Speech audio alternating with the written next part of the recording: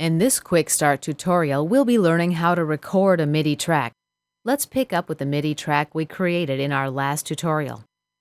First, make sure the track is record enabled and receiving MIDI data. Press the Rec button on the track. We'll hit a few notes on the controller to see if we see some signal. We do. Because I've got it set up through my aux-ins track, I will hear it as well. Return to 0 so that we can get back to the beginning of the session. As you can see from these indicators, we were at the beginning, but just hit this button as a precaution. That way you don't record in the wrong place. Or if you prefer, you can select a location, clicking anywhere in a time-based ruler. See how my start and end time have changed? That's where I'll start recording from if I don't return to 0 now. So let's return to 0. Let's arm Pro Tools for recording. The light flashes to indicate that Pro Tools is ready to go.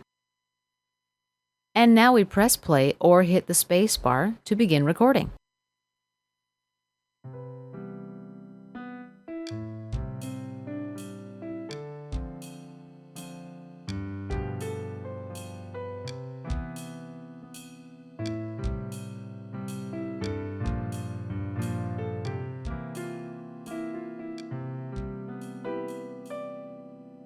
When you're done, press stop in the transport window or just press your space bar.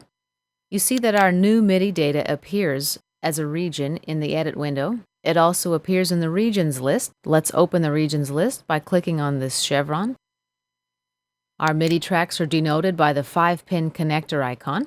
Now let's save this session with a Ctrl+S or a File and Save. And this concludes our quick start tutorial on recording a MIDI track.